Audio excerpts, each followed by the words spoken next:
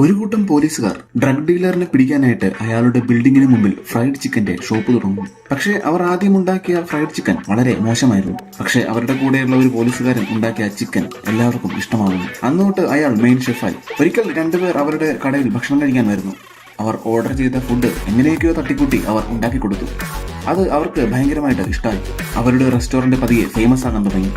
ദിവസവും ആളുകൾ വരാൻ തുടങ്ങി. അവർ കുറെ ക്യാഷ് ഉണ്ടാക്കാനും തുടങ്ങി. പക്ഷെ അവരുടെ മിഷൻ ഡ്രഗ് ഡീലറിനെ പിടിക്കുക എന്നുള്ളതായിരുന്നു. പക്ഷെ അത് നടക്കുന്നുണ്ടായിരുന്നില്ല. അവർ ആളുകളുടെ എണ്ണം കുറയ്ക്കാൻ വേണ്ടി ഫ്രൈഡ് ചിക്കന് 10 ഇരട്ടി വിലയിട്ടു.